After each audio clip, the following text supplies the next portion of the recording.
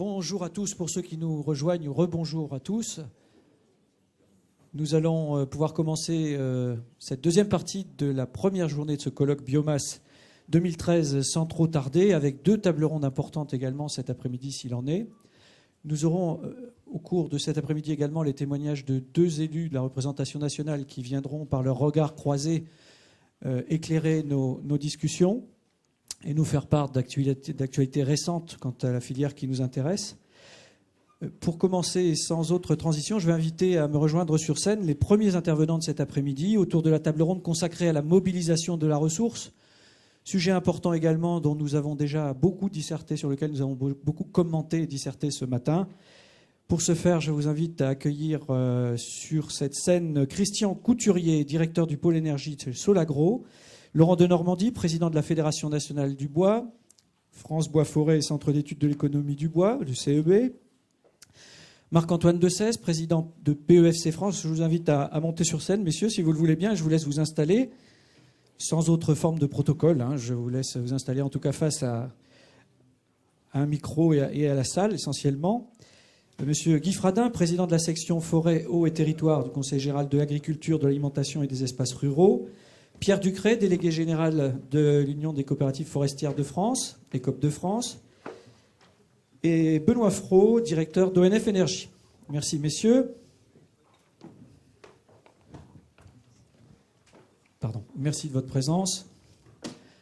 Vous avez pu assister ce matin, pour certains d'entre vous, aux échanges qui ont eu lieu. Donc, je vous proposerai un petit peu sur le même principe de discuter entre vous à tour de rôle et au fil de l'eau et au fil de nos différentes questions, les différentes thématiques qui nous intéressent.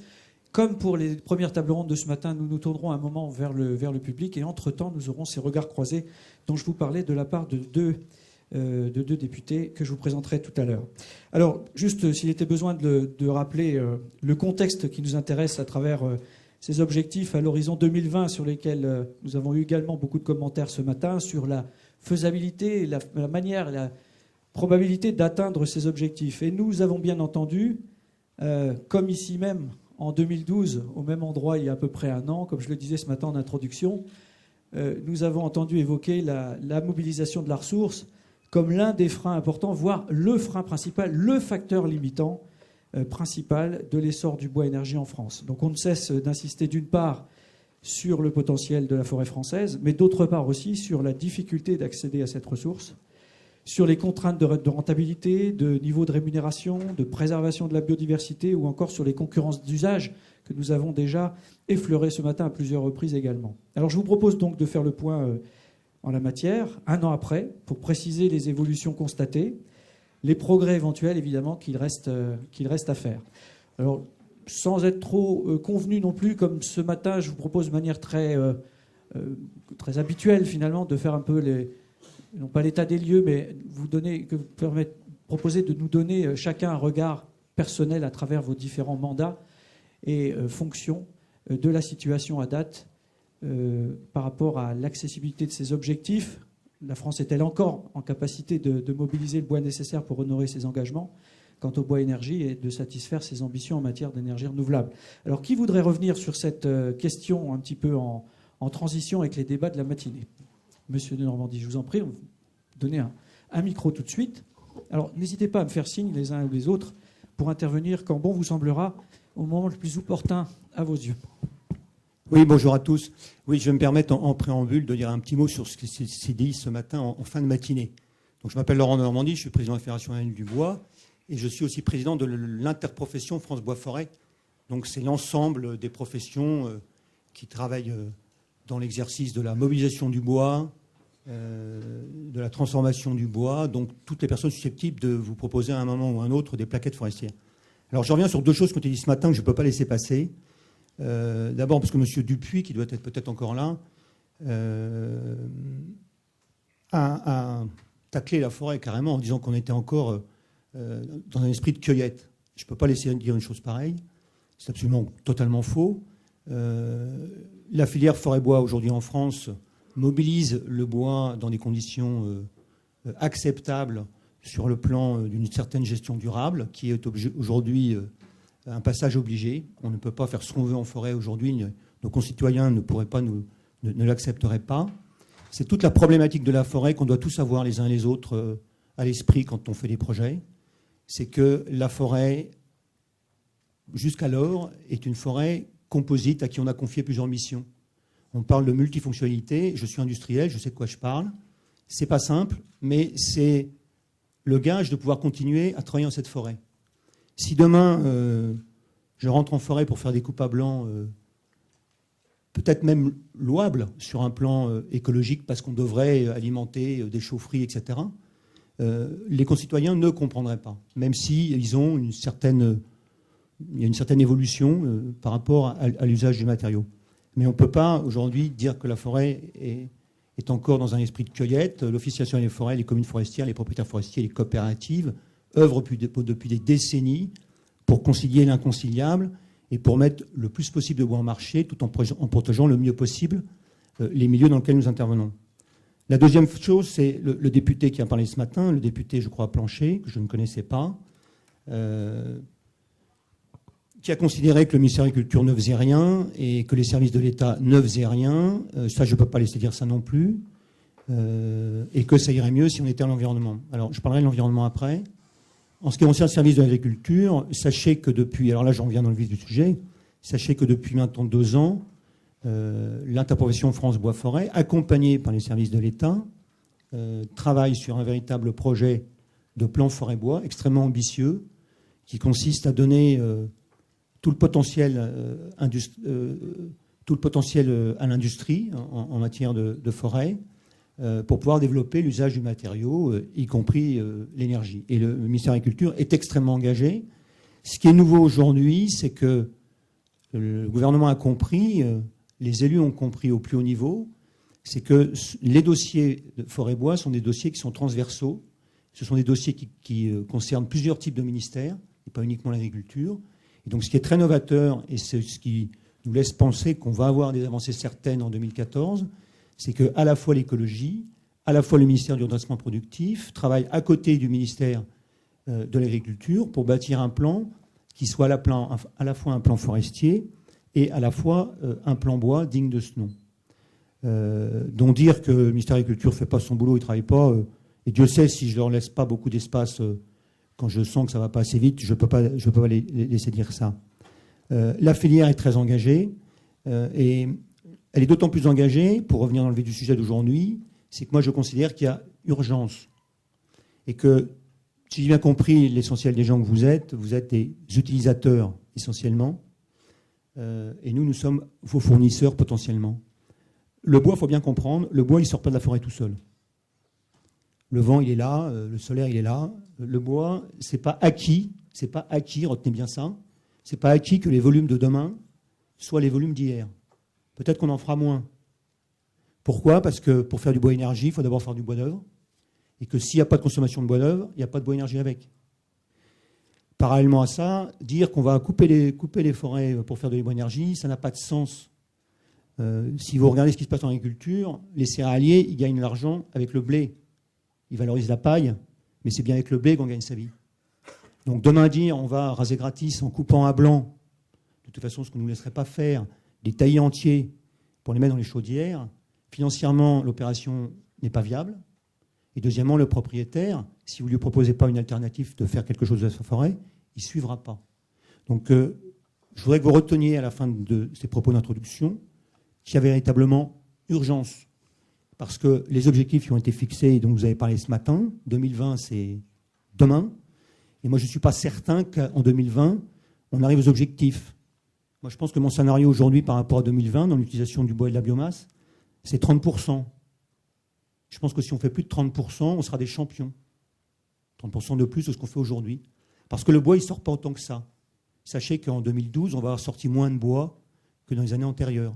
Tout bois confondu. Donc, vous voyez, il y a urgence. Retenez bien ce mot. Merci, Monsieur de Normandie. Bon, pour cette entrée en matière rapide, comme vous l'avez rappelé, pour avoir rappelé à cette occasion les enjeux et puis de nous avoir proposé cette transition qui a pris la forme d'une certaine mise au point par rapport à des interventions de ce matin. Évidemment, quiconque souhaitera répondre ou vous répondre sur tel ou tel point pourra le faire ultérieurement. Je me tourne vers d'autres acteurs, d'autres responsables de cette filière. Monsieur Fradin, quelques mots dans le même esprit que la première question que je vous posais tout à l'heure, à savoir l'atteinte des objectifs est-elle encore possible dans les conditions actuelles de mobilisation de la ressource? Merci, bonjour. Guy Fradin, donc du ministère de l'Agriculture, dont on vient de parler, plus précisément au Conseil général de l'agriculture, de l'alimentation et des espaces ruraux. Et j'ai participé jusqu'au mois dernier à une mission interministérielle sur la relance de la filière forêt-bois. Alors, je veux quand même tout de suite rebondir sur les propos du président de Normandie, pour le remercier, bien sûr, d'avoir pris la défense du ministère de l'Agriculture, comme ça, j'aurais pas à le faire, et dire tout de suite que c'est pas un débat de savoir si la forêt doit dépendre de l'agriculture, de l'environnement ou du redressement productif. C'est intéressant de voir que la mission à laquelle je faisais allusion à l'instant, c'est une mission qui a été commanditée par 3 ministres, celui du redressement productif, celui de l'agriculture et celui de l'environnement. Et parce que ça n'a échappé à personne, et je pense que c'est répété à longueur des discours, que les enjeux auxquels la filière forêt-bois, la forêt française doit faire face sont des enjeux qui dépassent évidemment la compétence d'un seul ministère. On a des enjeux de nature écologique très importants vis-à-vis du changement climatique. Je n'insiste pas en tout cas à ce stade, on peut en reparler. On a des enjeux vis-à-vis du développement économique, bien sûr, et on a des enjeux vis-à-vis de l'espace du territoire. Donc les 3 ministères qui sont impliqués sont parfaitement concernés aujourd'hui. La difficulté, c'est vrai que c'est une difficulté de façon permanente dans n'importe quel État, n'importe quel gouvernement, c'est la transversalité, c'est le travail interministériel, c'est la compétence de chacun, c'est les précarés, etc. Donc effectivement, travailler de façon harmonieuse entre 3 ministères qui peuvent avoir des enjeux différents, ça n'est pas simple, mais c'est très exactement dans ce sens-là que la mission a travaillé, et l'une des recommandations principales que nous avons fait, c'était justement de placer sous l'égide d'une structure interministérielle la mécanique, finalement, de pilotage et de définition de la stratégie de la filière forêt-bois. Et notamment d'impliquer un ministère, peut-être qui a été souvent absent de ce débat, c'est celui du redressement productif, chargé de l'industrie, et donc la reconnaissance, finalement, par ce ministère qu'il y a un véritable enjeu sur la filière de transformation. Parce que s'agissant de l'amont, c'est-à-dire de la forêt, on sait très bien que agriculture et environnement ont été par le passé et actuellement très présents sur l'enjeu de la biodiversité, du changement climatique, de la gestion multifonctionnelle, de la durabilité, etc.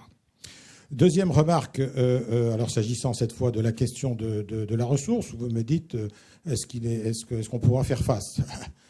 On va essayer. Je veux dire qu'il faut simplement rappeler peut-être, pour avoir un autre angle d'attaque que celui qu'évoquait le président de Normandie, c'est dire aujourd'hui, malgré tout, même si on n'est pas du tout dans un système de cueillette, tout à fait, ça a été très bien expliqué, on est quand même dans le résultat qui est que nous n'exploitons pas la potentialité de la forêt française. Et je vais simplement citer des ordres de grandeur pour éviter une polémique qui continue à courir sur l'état de la ressource. Enfin, on a une forêt aujourd'hui qui, sur l'ensemble du territoire, produit de l'ordre de 100 millions de mètres cubes par an. Et on en exploite de l'ordre de la moitié. Donc il y a quand même une marge de manœuvre et il y a une capacité, évidemment, de production de bois et d'utilisation et de transformation. Alors, comme le disait mon voisin, le bois, c'est un peu compliqué. C'est un arbre, il y a un tronc, il y a des branches, il y a des produits de nature différente. On est dans le vivant, là, de toute façon, voilà. Ça change beaucoup de choses. On est vivant, on a une forêt très hétérogène, des territoires très hétérogènes, je ne rentre pas dans le détail. Et donc, la question, évidemment, du bois-énergie est totalement connectée à l'utilisation des autres natures de bois. C'est-à-dire que quand vous avez abattu un arbre, vous avez du bois d'œuvre. En gros, c'est l'agrume, c'est le tronc, et puis d'autres produits qui peuvent servir effectivement, notamment au bois énergie ou aux industries de panneaux. Et dans le processus de transformation, ensuite, il y a donc des processus de transformation qui produisent des produits connexes, ce qu'on appelle connexes, quand on est passé en Syrie et qu'on a sorti un certain nombre de produits normés et qualifiés pour la construction ou pour l'ameublement, eh bien, il y a des déchets, des débris qui sont eux aussi utilisables par l'énergie. Et puis en fin de filière, évidemment, il y a le recyclage des déchets du bois. Or, il faut savoir qu'en matière de bois-énergie, aujourd'hui, on utilise 40% des produits connexes, pour 40% des produits connexes, pour 40% des produits de recyclage et pour 20% la ressource initiale. Donc si on veut faire face à la demande, finalement, et aux engagements que nous avons pris, qui sont très ambitieux, à 2020, il faut avoir doublé l'utilisation de la biomasse forestière. Je crois que pour 2020, on a estimé qu'il fallait récupérer 20 millions de mètres cubes de plus par an. Donc c'est cet ordre de grandeur aussi, par rapport aux 50 qu'on sort de la forêt. Eh bien, il y a trois sources. Il y a la source de la forêt, il y a la source des produits connexes de transformation et il y a la source du recyclage déchets. Donc vous voyez qu'on est sur une mécanique qui devient complexe et qui nécessite bien entendu une approche transversale et une cohérence dans la conduite des politiques. Je terminerai avec ça pour dire que depuis quelques années, on a conduit une politique du bois-énergie avec succès. Ça a pris du temps, ça remonte aux années 90, mais aujourd'hui, on a su soutenir et développer cette filière. Mais je pense que ça n'a pas été fait en totale cohérence avec le reste. Et donc là, il y a un vrai progrès à faire. Merci, M. Fradin, pour cette synthèse particulièrement pédagogique sur certains rappels qui méritaient d'être faits. Monsieur Fraud, prenez le micro. On ne va pas continuer. Comme je vous le disais tout à l'heure, c'était sans aucun protocole. Mais revenons à la ressource, évidemment, à ce qui nous intéresse. Vous êtes directeur d'ONF Énergie, un acteur et fournisseur de bois énergie légitime, reconnu, quasi incontournable aujourd'hui de par vos marchés, les marchés que vous avez mis en place. Donc je vous laisse de manière très libre, là aussi, Monsieur Fraud, nous faire un petit peu l'état des lieux tel que vous le ressentez aujourd'hui. Au passage, vous pouvez parler de l'atteinte ou pas de nos objectifs, vous nous direz pourquoi. Et puis vous pouvez commencer à évoquer déjà quelques freins, si vous le voulez, vous qui êtes sur le terrain. Je rejoins ce qu'a dit M. Fradin par rapport à la répartition des combustibles bois aujourd'hui consommés. Effectivement, une minorité aujourd'hui vient directement de la forêt sous forme de plaquettes forestières. Et il faut quand même constater que dans ce qui vient de produits forestiers en direct des massifs, une partie, alors peut-être pas la majorité, mais en tout cas une partie significative, ce sont des produits qui n'ont pas forcément au départ été récoltés et façonnés pour être commercialisés dans l'énergie. Donc on a aussi des transferts qui s'opèrent entre des produits destinés à l'industrie du bois et des produits destinés à l'énergie. Donc l'enjeu pour les producteurs aujourd'hui de plaquettes forestières, c'est bien d'aller chercher la matière spécifique qui ne peut être valorisée que dans la filière énergétique pour apporter un vrai plus à cette filière. On a une forêt qui en France est majoritairement feuillue. Les petits bois résineux trouvent plus facilement une utilisation dans l'industrie, c'est plus compliqué pour le feuillu, et donc c'est vrai qu'on a un enjeu important de récolte de bois et de petits bois, voire de parties rémanents, menus bois, sur la forêt feuillue. Avec là une problématique qui se pose, c'est celle de la récolte. Le produit bois énergie, c'est celui qui a le moins de valeur, pour autant c'est celui qui coûte le plus cher à récolter. Donc on a une nécessité d'apporter de la mécanisation à cette filière, d'apporter des techniques aujourd'hui qui n'existaient pas hier, et les techniques de demain ne seront pas celles non plus d'aujourd'hui. Et donc chaque jour, en tant que producteur de plaquettes forestières, on se doit de trouver les meilleurs systèmes de récolte, les meilleurs systèmes de broyage, de transport, de logistique associés à cette production. Et je dirais que c'est un enjeu fort de la filière aujourd'hui, c'est bien d'avoir les outils de production qui soient en cohérence avec les objectifs qu'on se donne. Aujourd'hui, ce n'est pas le cas. C'est-à-dire aujourd'hui, vous avez un certain nombre d'intervenants dans la filière. C'est le cas d'ONF Énergie, c'est le cas aussi des coopératives, et c'est le cas de quelques structures de ce type qui apportent des moyens de production propres à la production de plaquettes forestières. Et puis, vous avez une partie de la filière qui se développe sur une activité de négoce, avec des produits bois-ronds qui peuvent s'orienter vers la plaquette forestière, vers le bois-bûche ou vers l'industrie. Donc, je pense que le message à passer, c'est bien d'apporter un soutien à ces prestataires, à cette filière de prestations, d'apporter un soutien aux entreprises qui aujourd'hui développent des techniques nouvelles de récolte. D'après ce que vous nous décrivez, c'est une période aussi d'apprentissage, d'amélioration continue, de développement de solutions. Ah, clairement, c'est une période d'apprentissage, mais comme le disait Laurent de Normandie, on n'était pas à la cueillette, quoi. Aujourd'hui, on a quand même apporté, tous les opérateurs que nous sommes, on a quand même apporté des techniques nouvelles pour récolter le bois énergie.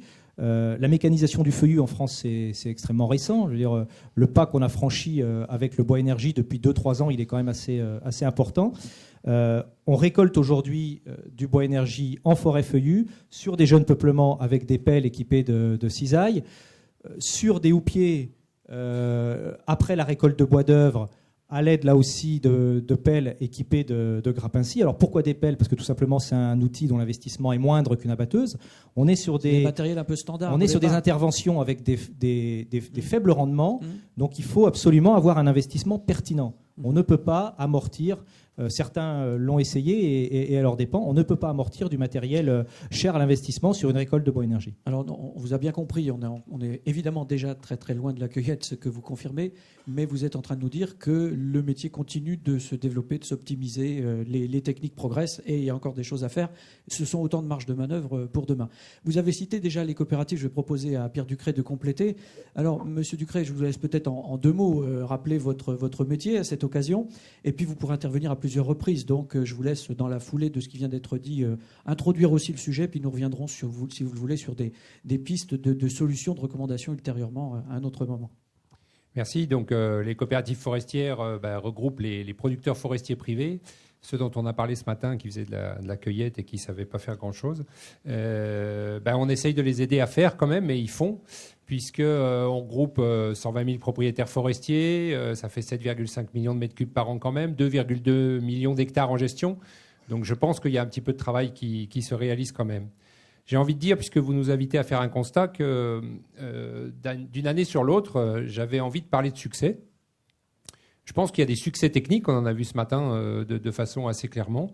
On peut parler de succès aussi sur la partie forestière, puisque l'ONF Énergie, nous, on double à peu près chaque année maintenant nos productions de plaquettes forestières. Ça veut dire qu'on répond quand même à la demande qui existe. On fait des innovations technologiques, on fait des innovations logistiques, on s'organise, on développe pas mal même de produits, entre guillemets, pour les propriétaires forestiers, pour les engager dans cette voie-là. Et ça donne envie de parler de succès. Mais je suis un peu comme Laurent de Normandie. En ayant entendu un certain nombre de propos ce matin, je suis inquiet. Et j'ai peur qu'on ne prenne pas la mesure des enjeux, et je reprends le mot de Laurent, de l'urgence qu'il y a aujourd'hui sur le plan politique. Je suis frappé, puisque au fil des colloques, que ce soit sur l'énergie, sur la forêt, on est tous d'accord. On est tous d'accord. On a de la ressource, on est le 3e pays forestier européen. C'est de la ressource diversifiée, compliquée, d'accord, mais c'est un vrai trésor vert. Et il y a du potentiel quand même. C'est un vrai trésor vert, il faut quand même être conscient et arrêter de se fustiger en permanence en se disant on n'a pas de bois en France, non d'une pipe, on devrait être les leaders européens de la biomasse aujourd'hui. Et on est quand même franchement en dessous de la main. Donc, premier constat, on est d'accord. Après, deuxième élément, on dit oui, la problématique, c'est la mobilisation. Et puis, il y a des volumes importants. Donc, je parle pour ma partie, Benoît Frot, mais sur la partie forêt privée. Il faut y aller. C'est les propriétaires forestiers privés qui doivent s'organiser, qui doivent faire des choses, organiser les flux. Et on en reste là. Et moi, pour ma part, ça fait maintenant pas loin de 15 ans ou 10 ans que sur les problématiques de la filière en général, on se pose ces questions-là, puisqu'on l'a dit, et je le redis, on ne sort pas du bois énergie, on ne produit pas du bois énergie. Nous, quand on déclenche un chantier, on ne va pas déclencher un chantier pour faire du bois énergie. Notre métier, c'est gérer la forêt, c'est développer la sylviculture et aller chercher l'ensemble des produits qu'on va développer sur un chantier. Donc la première chose, c'est de convaincre un propriétaire à gérer sa forêt. Ensuite, on va optimiser sa production, optimiser la valorisation de ses produits et optimiser la compétitivité de ses produits pour l'industrie, dont l'énergie. C'est ça la chaîne, il ne faut pas se tromper, ce n'est pas de la cueillette d'aller chercher du bois énergie parce qu'un jour il y a de la demande, demain parce que c'est du bois de sciage ou après-demain parce que c'est du bois de trituration. Non, c'est tous les produits qui doivent être valorisés au mieux. Et ce qui me frappe, c'est que discours après discours, rapport après rapport, on en est toujours à se demander qu'est-ce qu'on fait, est-ce qu'on mobilise des moyens effectivement pour mobiliser dans un sens non pas d'assistanat, je tiens à le dire, mais d'investissement. C'est-à-dire que tout le monde est d'accord pour constater le succès du fonds chaleur, on met de l'argent sur la table, on constate le retour sur investissement des fonds publics. On l'a dit tout à l'heure, Virginie Schwartz l'a souligné très bien. Bon, voilà, on met 40 €, oui, d'accord, on met 40 € au départ, mais on en attend des sacrés retours. Des retours économiques, des retours écologiques, des retours sociaux. Pour le bois, c'est pareil. Je ne comprends pas pourquoi c'est aussi difficile de raisonner en termes d'investissement dans cette filière et d'investissement notamment pour la partie forêt privée, pour la partie organisation des producteurs. je ne sais pas si vous savez tous faire de la plomberie, tous faire de l'électricité, tous faire je ne sais pas quoi, moi. Bon, voilà, moi je suis bricoleur aussi, on essaye tous d'en faire un petit bout. Mais dans une pipe, quand c'est compliqué, on va faire appel à un vrai électricien. Et puis on met pas trop les mains dans le courant. Et bien la forêt, c'est pas si facile que ça pousse pas tout seul et ça a besoin aussi de professionnels. Donc il faut que les propriétaires puissent avoir accès à ces professionnels et il faut qu'ils aient un réflexe de gestion parce qu'on a besoin d'optimiser la gestion forestière pour qu'elle soit durable, pour qu'elle soit renouvelable. Et n'oubliez pas que mieux on l'exploite, plus on favorise sa croissance, donc plus on génère un potentiel de production. J'entendais quelques critiques à demi-mot ce matin dans la salle sur oui, mais renouvelable, pas renouvelable. J'étais à une réunion à Bruxelles où on nous a fait un exposé d'ONG où il y avait la biomasse n'est-elle pas pire que le charbon. C'est quand même extraordinaire d'entendre des choses comme ça. Donc c'est renouvelable, et on peut, mieux on l'exploite, la rendre encore plus renouvelable. Encore faut-il aujourd'hui, parce qu'il y a urgence, parce qu'on a du retard, parce que ça fait 30 ans qu'on n'arrive pas à mettre en place des moyens nécessaires à effectivement dynamiser ce système-là à l'amont. Et là, c'est une autocritique aussi. Ça veut dire qu'on n'a pas su parler, on n'a pas su s'expliquer, on n'a pas su communiquer. Je ne sais pas exactement si on n'a pas les bons mots, mais on n'y arrive pas. Et on a un énorme retard. Depuis 30 ans, on a du surstock en forêt, on a des forêts qui vieillissent, on a des industries qui ont besoin de bois, et on a plein de choses à faire dans ce domaine-là. Oh.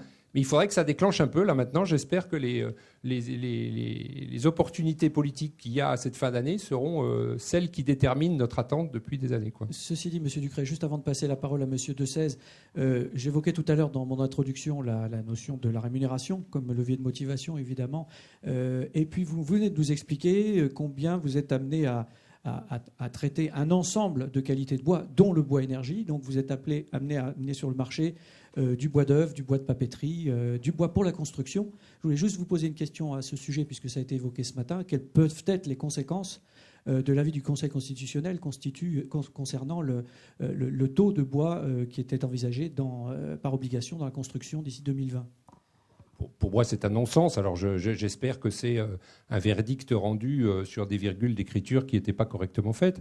Et donc, il faut refaire absolument, parce que, bien évidemment, que la sylviculture ne pourra être rentabilisée pour un propriétaire forestier. Et il ne faut pas rêver, on ne va pas faire de la sylviculture, sauf que si tout le monde est prêt à multiplier ses impôts pour payer l'entretien de l'ensemble du territoire national, il faudra bien que les propriétaires forestiers puissent effectivement, eux aussi, au moins retrouver des retours quand ils plantent et donc retrouver de l'investissement. Donc il faut un ensemble de filières sur tous les domaines de valorisation du bois, parce que lorsqu'on fait de la sylviculture, il y a des moments où on prend du petit bois, du moyen bois, du gros bois, du beau bois, du mauvais bois, et il faut que tout ça trouve ses débouchés. Et la construction est évidemment simultanément. Oui. Quand on déclenche, nous, un chantier, il faut qu'on trouve les marchés sur l'ensemble de ces produits-là.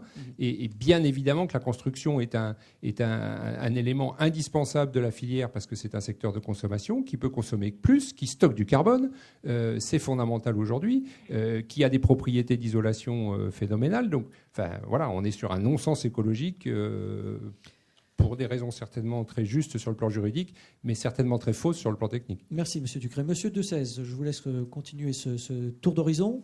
Et peut-être à cette occasion nous rappeler votre métier, entre guillemets, enfin en tout cas nous rappeler les caractéristiques du label, du signe de qualité que vous représentez, PEFC, et nous faire part aussi de votre point de vue de la situation telle que vous la voyez, des enjeux partagés ou non, ou d'autres enjeux que nous n'aurions pas entendus jusque-là.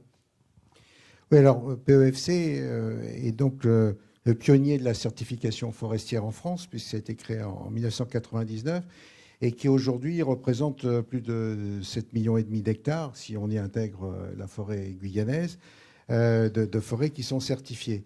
Ça représente 52 000 propriétaires forestiers au total, et près de 3 000 entreprises de la filière forêt-bois-papier.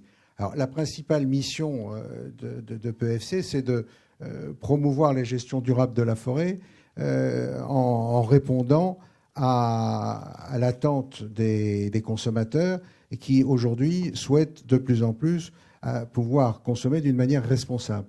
Et donc, je rebondis sur des propos qui ont été évoqués tout à l'heure sur des conflits qu'il pourrait y avoir entre préservation d'une ressource, préservation de biodiversité, enjeux économiques. C'est bien ce qui caractérise la gestion durable, c'est de combiner à la fois l'aspect économique, la production, c'est de combiner la fonction sociale que représente la forêt et c'est combiner la préservation de la ressource de façon à ce que les générations futures puissent en bénéficier.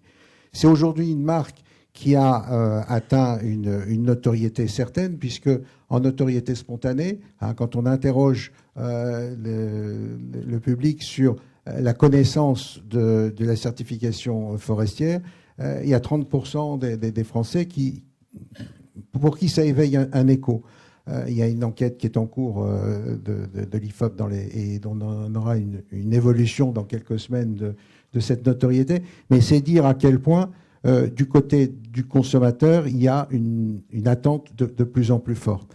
Alors, la préoccupation qui nous anime, c'est que du côté de la ressource, du côté des propriétaires forestiers, il y ait suffisamment d'engagement. Je rappelle que c'est un engagement volontaire, c'est-à-dire c'est une démarche que le propriétaire forestier, qu'il soit privé, qu'il soit public, collectivité, que ce soit l'État, décide de rentrer et de gérer sa forêt d'une manière durable en respectant un certain nombre de règles qui ont été fixées par les membres de PEFC, par le conseil d'administration de PEFC. C'est donc une démarche volontaire. Et pour qu'il y ait une démarche volontaire, il faut qu'il y ait un attrait. Et un attrait, on peut imaginer des attraits économiques, mais il y a surtout un attrait du consommateur. Donc nous avons aujourd'hui deux grands axes de développement. Je vous ai donné un certain nombre de chiffres qui fixent là où nous en sommes, mais on est encore loin d'avoir atteint 52 000 propriétaires, tout compris. On est loin des dizaines de milliers de propriétaires forestiers qu'il y a en France.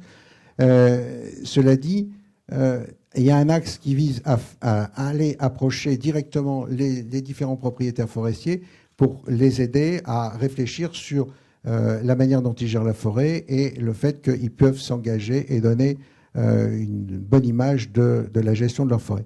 Et le deuxième axe, c'est de permettre à toutes les entreprises qui travaillent à transformer des produits, à faire en sorte que le consommateur et donc ceux qui mettent en marché tout à fait au final des produits soient bien sensibilisés à cette démarche de qualité. Merci, Monsieur Dessèze. Alors, Monsieur Couturier, il nous reste à vous entendre sur ce même sujet de l'approche et de votre vision personnelle par rapport aux enjeux, à la situation, à la prospective que nous sommes en train de faire. Je vous laisse là aussi, en quelques mots, nous présenter votre métier et nous faire part de votre propre vision. Oui, alors j'ai une petite diapo pour illustrer ça, si vous pouvez la projeter. On a feuille à voir, voilà.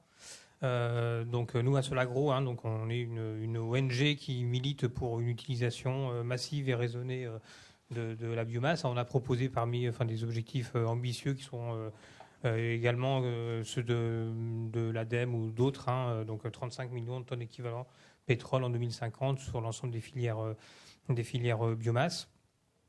Je pense que pour les énergéticiens, c'est important de comprendre effectivement la différence entre un gisement d'énergie et une ressource. Quand on parle de biomasse, on parle de ressources. Et donc, je propose ce petit graphique. Au moment du Grenelle, on avait défendu l'approche par la hiérarchisation des usages de la biomasse, donc usages nobles, matériaux, durables, etc., en priorité par rapport aux usages énergie, qui sont des usages où on détruit la biomasse, donc qui sont des usages irréversibles, donc qui doivent être les usages finaux. En même temps, on se rend compte que quand on raisonne en termes de priorisation, ça veut dire que l'énergie arrive toujours à la fin et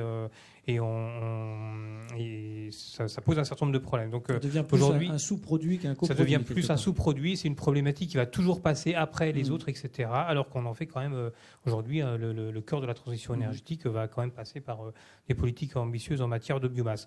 Donc aujourd'hui, on propose de compléter cette approche de hiérarchisation des usages par une approche en termes de synergie, donc favoriser les synergies et réduire les antagonismes donc entre les différents usages. Alors, ça ne concerne pas que le bois et la forêt, ça concerne l'ensemble de la biomasse. Donc, usage prioritaire, alimentation humaine, alimentation animale, bois, papier, matériaux, donc tout ce qui est utilisation matière, l'énergie, le sol vivant, on a besoin de biomasse pour les sols, et puis donc la forêt au sens étymologique du terme, c'est pas dans le sens cueillette, mais dans le sens fourniture de services, de services écologiques, des fonctions de nature, de biodiversité, d'aménité, de paysages, de champignons, etc. Donc voilà ce qu'on symbolise avec les 6 F, donc pour faire la rime, fourneau, fourrage, fibre, fuel, forêt et fumure. Donc c'est facile à retenir.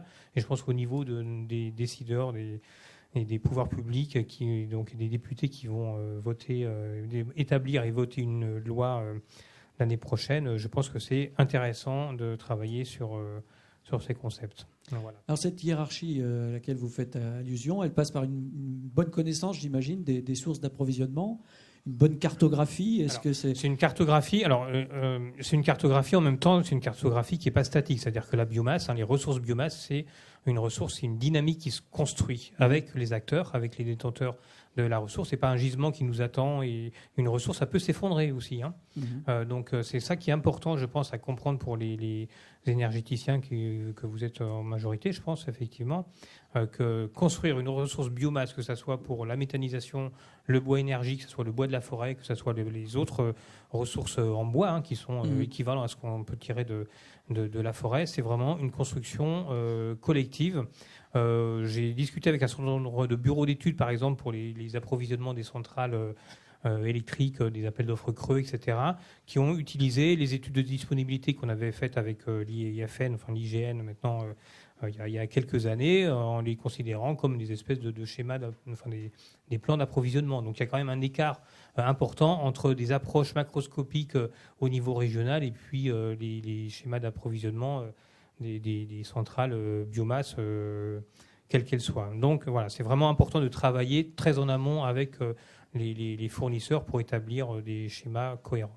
Merci, Monsieur Couturier. Je vais me retourner de nouveau vers Monsieur Ducret, parce que nous avons évoqué peut-être rapidement les concurrences d'usage, mais ceci m'inspire une autre question. C'est qu'au-delà des concurrences d'usage classiques que vous venez de rappeler par rapport aux différentes destinations des bois, et puis peut-être parfois les vases communicants qu'il peut y avoir entre certaines destinations, est-ce que, on en parlera, je pense, justement demain, par rapport aux nouveaux opérateurs, aux nouveaux acteurs qui vont arriver sur le terrain, notamment dans le cadre des biocarburants dits deuxième ou troisième génération, est-ce qu'on ne va pas se retrouver également confronté demain à de nouveaux acquéreurs potentiels, à des tensions supplémentaires par rapport à de nouveaux utilisateurs potentiels qui seront eux aussi intéressés par la plaquette forestière, par exemple, tout simplement, pour mener à bien leur projet?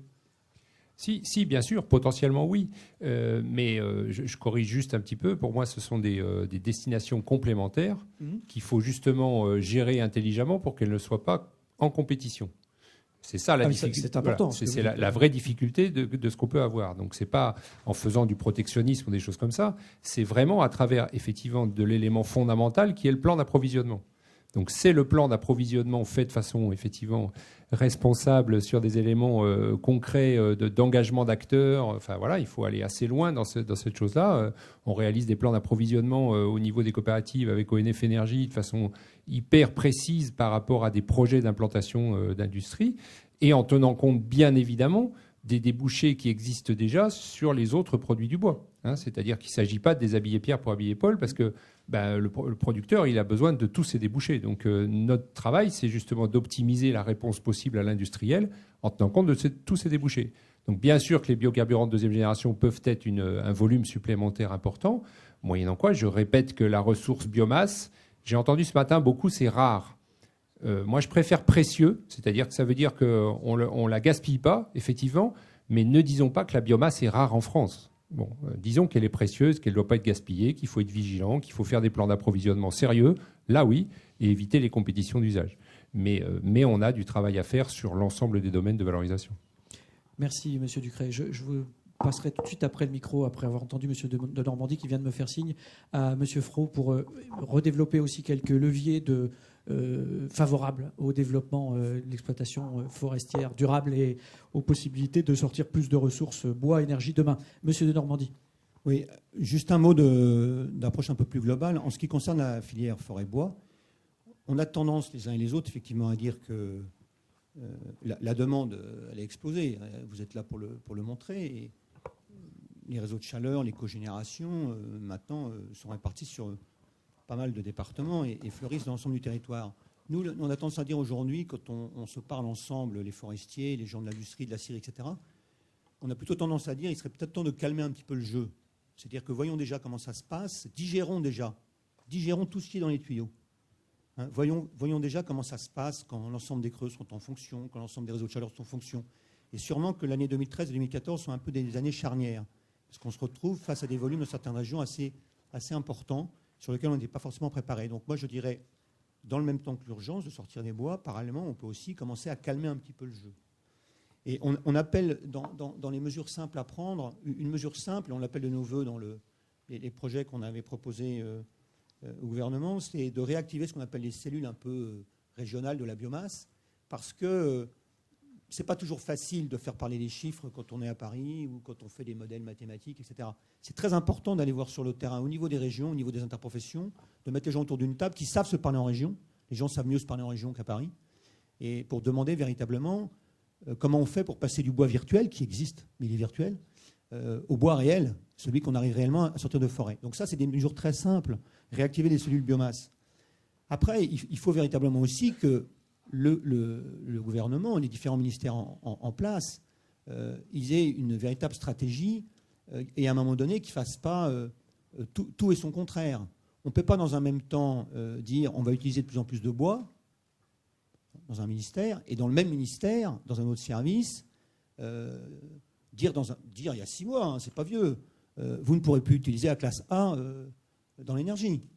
Il a fallu que les professionnels montent au créneau, et M. de Monlivaud l'a très bien dit ce matin, pour qu'on aille repêcher la classe A avec des contraintes supplémentaires, bien sûr, donc des manques de compétitivité derrière. Mais au départ, la volonté du ministère de l'Environnement, c'était plus de classe A. Quant à la classe B, je vous rappelle quand même qu'il y a des centaines de milliers de mètres cubes de classe B qui sont récupérés par les récupérateurs en France et qui passent les frontières pour être utilisés comme combustible.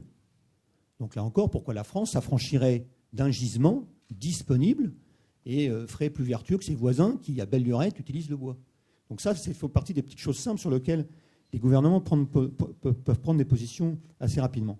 Après, on peut aussi, en tant que professionnel, quand on doit gérer la ressource, essayer un petit peu, au niveau régional, de se donner des priorités. Il est clair que la France, aujourd'hui, manque de résineux et a trop de feuillus. Il est clair qu'il faut plutôt essayer de développer des projets d'utilisation, quels qu'ils soient, dans les zones feuillues, que dans les zones de résineux. Monter demain des nouveaux projets de réseaux de chaleur ou de cogénération dans des régions où il n'y a que du résineux, ça va poser problème.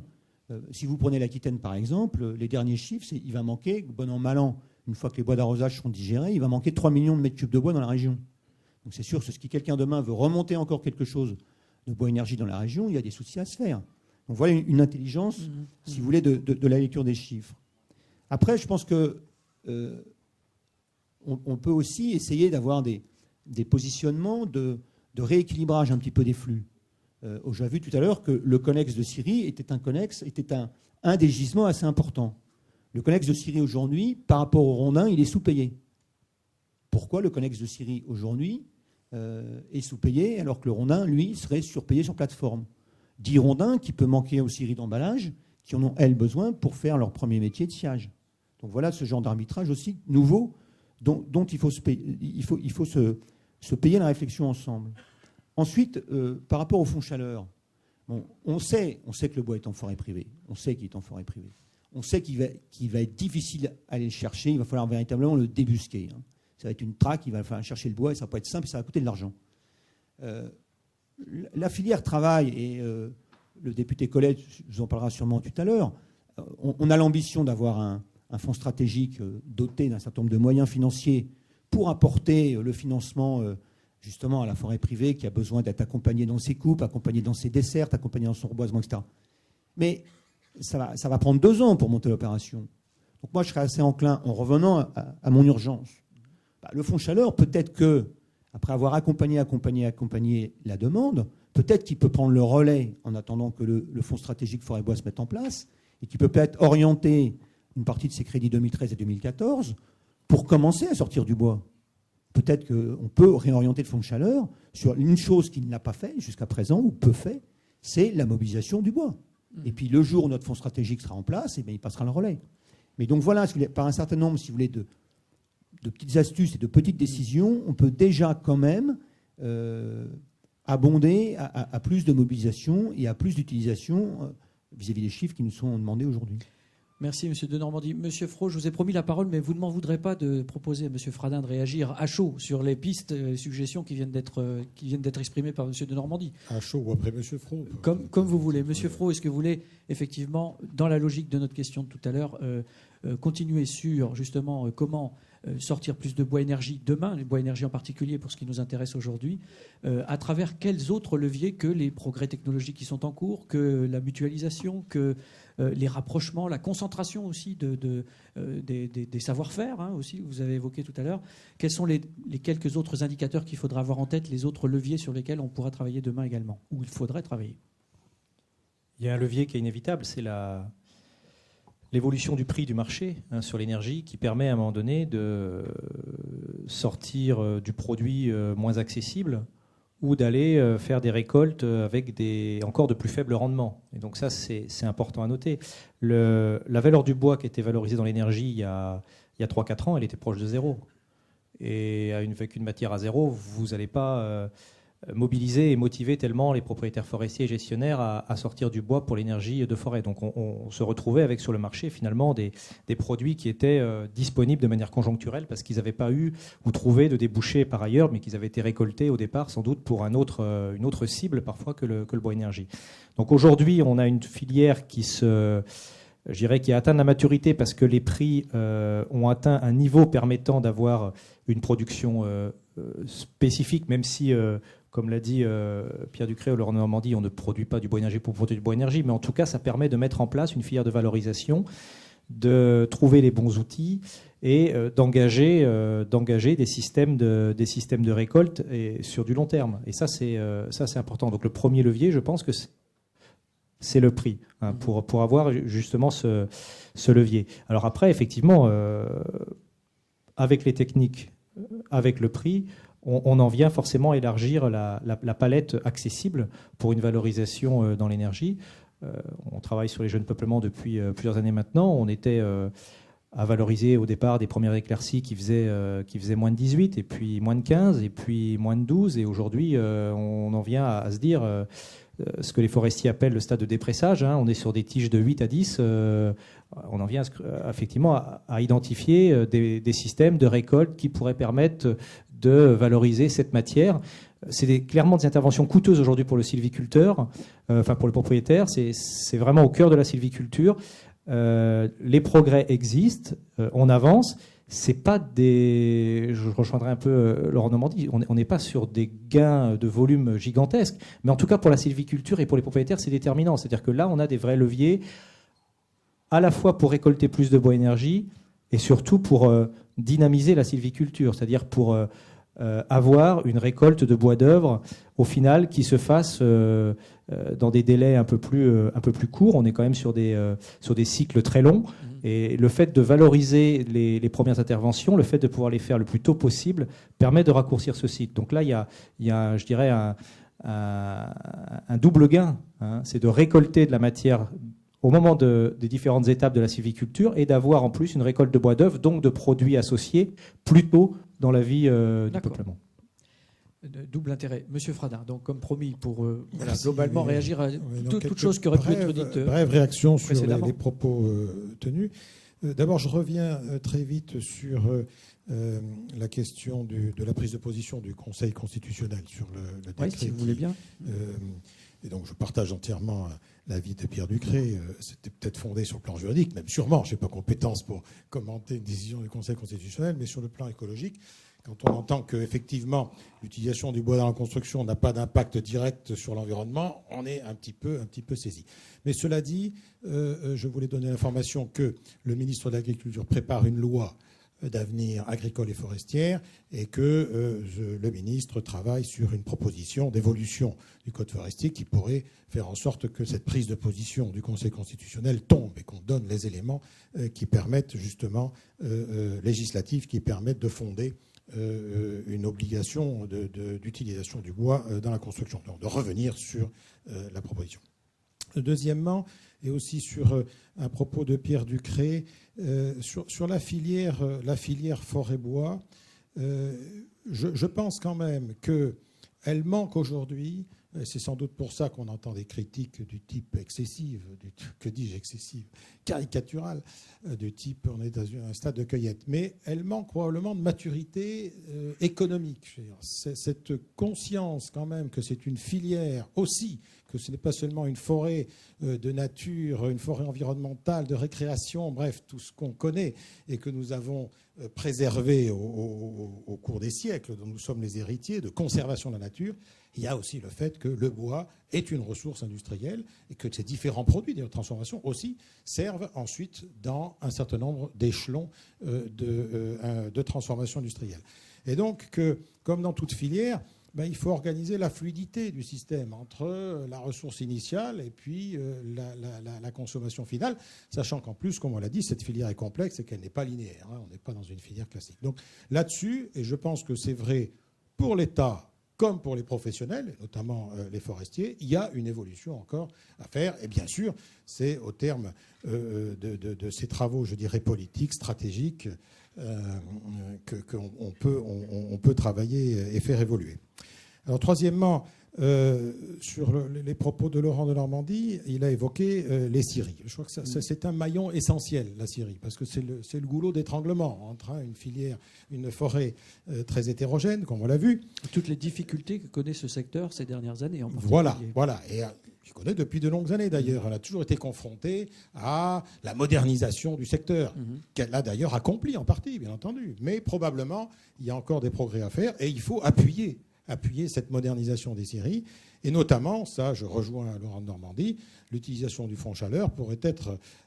nous avons aussi partagé ce point de vue, finalement, que, comme je le disais tout à l'heure, qu'il y a une cohérence, finalement, entre cette politique d'utilisation du bois énergie et la mobilisation d'ensemble du bois.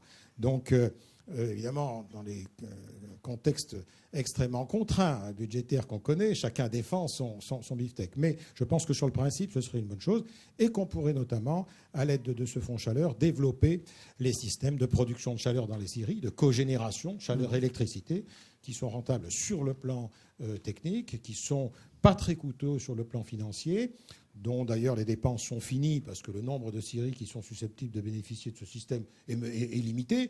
Donc on ne part pas dans des mécanismes, dans une politique de dépenses financières qui serait exponentielle dans le futur. Et par contre, on renforcerait énormément ce maillon en leur permettant évidemment à un coût avantageux d'abord sur le plan technique, de produire une énergie dont ils ont besoin pour sécher leur bois, pour climatiser les locaux, et deuxièmement, pour produire l'électricité. Et évidemment, ça devrait s'accompagner, nous l'avons proposé, d'un tarif de rachat intéressant en matière électrique.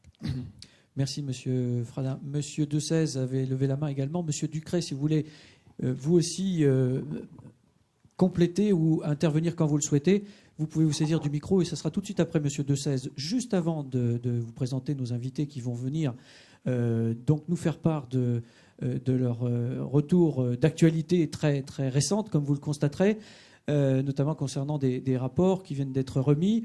Et puis, je les inviterai ensuite à rejoindre cette table ronde, en quelque sorte, pour pouvoir répondre aux questions de la salle. Voilà la suite du programme. Monsieur Dessèze. Oui, moi, je voulais juste compléter les propos qui ont été tenus tout à l'heure par Monsieur Fraust sur les opérations sylvicoles et d'amélioration des peuplements forestiers, pour lesquels ces opérations peuvent trouver leur rentabilité dans la production de biomasse. Et que c'est là la ressource, c'est-à-dire, comme l'a souligné tout à l'heure M. de Normandie, si on n'a pas de bois d'œuvre, on n'aura pas de biomasse, on n'aura pas un volume de biomasse suffisant. Plus on produit de bois d'œuvre, et pour produire du bois d'œuvre, il faut faire des éclaircies, il faut faire des opérations sylvicoles qui sont coûteuses. Et dès l'instant où on peut augmenter même un tout petit peu la valeur de cette biomasse, eh bien, ça permet de faire ces opérations et donc de mobiliser à terme du bois, puisqu'on le fabriquera. Merci, Monsieur De Cesse, pour cette précision. Juste avant d'entendre Monsieur Couturier, qui voudra ajouter quelque chose également à ce tour d'horizon, Monsieur Ducret. Oui, rapidement, je voudrais revenir sur ces questions d'équilibre et d'évolution de la filière. J'entends qu'on a besoin de maturité. Je suis le premier à dire qu'on a vraiment besoin de maturité. Donc là-dessus, je rejoins complètement ça. Mais je pense qu'on a vraiment besoin aussi de cohérence et d'une vision qui se tienne. On a dans la salle beaucoup d'investisseurs qui ont cru et qui croient dans cette filière. Et on est en train de leur dire, attendez, on va lever le pied.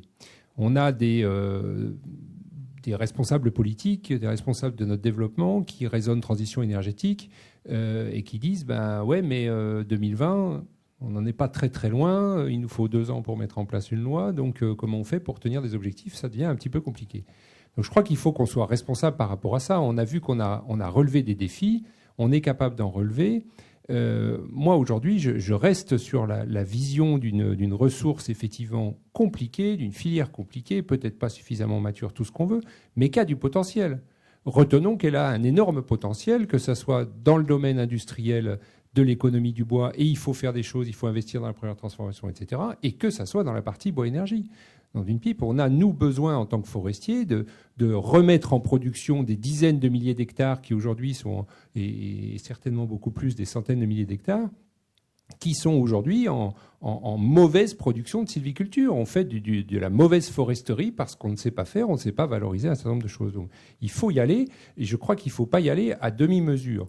On a parlé ce matin de dire qu'il faut doubler le fonds chaleur. Doubler le fonds chaleur, pourquoi? Pour arriver à obtenir les résultats qu'on cherche à obtenir en 2020 en énergie renouvelable. Alors, soit on dit on abandonne les objectifs d'énergie renouvelable et puis on reste sur le tout nucléaire ou sur je sais pas quoi, ok, mais dans ce cas-là, on ne peut pas aujourd'hui dire à la fois il faut doubler le fonds chaleur et puis dire on va en détourner une partie. Donc moi je pense qu'il faut être volontariste. Je suis complètement d'accord par contre avec la logique de dire il faut rééquilibrer ce qui se fait aujourd'hui dans l'appui à la création de la demande. C'est ce qui s'est fait jusqu'à présent. Effectivement, on a surtout appuyé à la création de la demande. C'est un peu le problème qu'on a aujourd'hui. Mais je suis un petit peu en divergence par rapport à ce qui vient d'être dit en disant il ne faut pas diminuer cet appui-là, mais il faut augmenter un appui à l'inverse pour augmenter l'offre. Et c'est ça qui manque aujourd'hui. On a fait des propositions dans le cadre du plan d'action qui, j'espère, verra le jour. Il faut, sur des opérations de contrat de gestion, des opérations de regroupement des producteurs, il faut y aller, quoi. Moi, je pense qu'aujourd'hui, on est un petit peu à se dire on est entre deux eaux et on va rebasculer des choses. Moi, je crois que le fonds chaleur, c'est un outil dont on a besoin, ou alors on abandonne les objectifs du Grenelle. Et bon, ok, mais il faut le dire clairement, quoi. Concrètement, Pierre Ducret, nous évoquions l'année dernière ici même justement des mesures incitatives, plus incitatives que coercitives d'ailleurs, pour favoriser les regroupements, pour favoriser la concentration de la propriété, etc. Et donc, est-ce que des choses concrètes pourraient voir le jour ou pourraient être proposées qui soient plus efficaces et plus rapides à mettre en œuvre encore que par le passé? Des choses concrètes, on en a proposé beaucoup, sur développer des contrats de gestion, avoir des mesures de fiscalité adaptées pour favoriser les gens qui acceptent les contraintes d'opérations regroupées, etc. Voilà, pour l'instant, les deux personnalités que vous avez invitées vont peut-être nous répondre sur ces points-là. J'avoue que moi, je suis inquiet sur l'ampleur des mesures qui sont prises dans ce domaine-là. N'oublions pas les ordres de grandeur. On ne parle pas de 1 à 2 millions de mètres cubes, on parle de 20 millions de mètres cubes. Donc ça ne sera pas les mêmes ampleurs de mesures qu'il faudra prendre pour 2 ou pour 20. Et c'est ça mon inquiétude aujourd'hui, c'est que j'ai l'impression qu'on est... mais on n'est qu'au début des pistes. Donc, je ne vous proposais pas d'anticiper sur justement éventuellement les propositions, les recommandations que nous allons entendre dans quelques instants, notamment de la part de nos députés, M. Collet et M. Lambert, que nous allons présenter dans quelques instants. C'était juste effectivement en lien et en introduction et en transition avec ce qui avait déjà été évoqué en ce même lieu l'année dernière, de vous entendre sur éventuellement quelques pistes, en tout cas des confirmations de pistes qui pourraient présenter un intérêt pour la profession et pour la filière. Monsieur Couturier, je ne vous ai pas oublié, mais je vous invite effectivement à ce stade à faire une dernière intervention sur ce tour de table pour pouvoir entendre nos rapporteurs et puis revenir éventuellement vers vous s'il y a des questions de la salle qui vous concernent à un moment donné. Oui, simplement pour insister sur la nécessité de concilier des approches filières avec des approches territoriales. Et je voudrais dire un petit mot sur le rôle des collectivités territoriales. On a parlé de la cellule biomasse tout à l'heure. Je pense que dans cette cellule biomasse, ça serait bien que les conseillers régionaux soient associés aux côtés de la DRAF, l'ADEME et la DREAL. Je pense que le niveau d'observation et d'action régionale est un niveau pertinent quand on parle de filière biomasse, d'ailleurs, d'une façon générale. Ça concerne pas uniquement le bois énergie. On a différents échelons d'intervention. On peut aussi travailler au niveau des communes. Il y a des communes qui sont en train de mettre en place des approches, enfin la procédure des biens vacants et 100 mètres pour récupérer des parcelles forestières dont on a oublié le propriétaire, etc. Donc les communes ont un rôle à jouer. Seules individuellement, les communes rurales ont des moyens limités, il faut qu'elles se regroupent. Il faut inventer, donc il faut trouver le bon échelon d'intervention. Et je pense que tous les échelons doivent être mobilisés, de la commune à la région, en passant par les départements. On voit un certain nombre de départements qui sont actifs. Ça peut être des syndicats intercommunaux de traitement des déchets qui sont des échelons départementaux ou infradépartementaux qui ont aussi des politiques qui sont tout à fait intéressantes. Et donc, il faut arriver à articuler ces différents niveaux des collectivités locales. Merci, Monsieur Couturier. Alors, vous l'avez compris, nous n'avons pas tout à fait terminé sur ce sujet de la mobilisation de la ressource, puisque nous allons pouvoir aller un peu plus avant tout à l'heure avec la salle à travers les différentes questions qui pourront vous être posées. Mais sans plus attendre, donc, je voudrais vous